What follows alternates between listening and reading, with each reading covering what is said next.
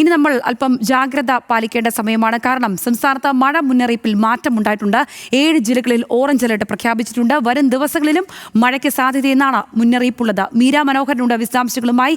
മീര, പുതുക്കിയ അപ്ഡേഷൻ പ്രകാരം എന്തെല്ലാമാണ് പറഞ്ഞിരിക്കുന്നത്? എത്ര ദിവസത്തേക്ക് ഈ മുന്നറിയിപ്പുണ്ട്?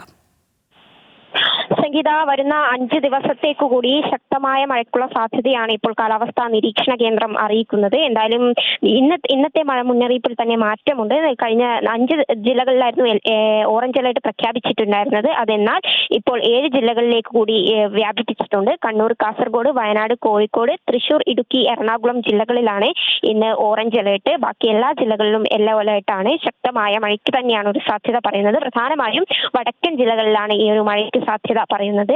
എന്തായാലും രാജസ്ഥാന് മുകളിൽ നേരത്തെ തന്നെ ഒരു ന്യൂനമർദ്ദം രൂപപ്പെട്ടിരുന്നു. ആ ന്യൂനമർദ്ദം ശക്തി പ്രാപിച്ച സാഹചര്യത്തിലാണ് പുതിയ മഴ മുന്നറിയിപ്പ് കാലാവസ്ഥാ നിരീക്ഷണ കേന്ദ്രം പ്രഖ്യാപിച്ചിട്ടുള്ളത്. ഈ സാഹചര്യത്തിൽ വരുന്ന 5 ദിവസത്തേക്ക് കൂടി ശക്തമായ മഴ തുടരും എന്നുള്ളതാണ്. എന്തായാലും തീരദേശവാസികൾക്കും മത്സ്യത്തൊഴിലാളികൾക്കും ഉൾപ്പെടെ ജാഗ്രതാ നിർദ്ദേശം സർക്കാർ പുറപ്പെടുവിച്ചിട്ടുണ്ട്. ഒപ്പം കള്ളക്കടൽ പ്രതിഭാസം പോലുള്ള സാഹചര്യത്തെ കൂടി കാണാനുള്ള ഒരു ജാഗ്രതാ നിർദ്ദേശം കൂടി ഇപ്പോൾ പ്രഖ്യാപിച്ചിട്ടുണ്ട്. എന്തായാലും വരുന്ന 5 ദിവസത്തേക്ക് കൂടി ശക്തമായ മഴയ്ക്കുള്ള സാധ്യതയാണ് സംസ്ഥാനത്ത് കാലാവസ്ഥാ നിരീക്ഷണ കേന്ദ്രം പ്രഖ്യാപിച്ചിട്ടുള്ളത്.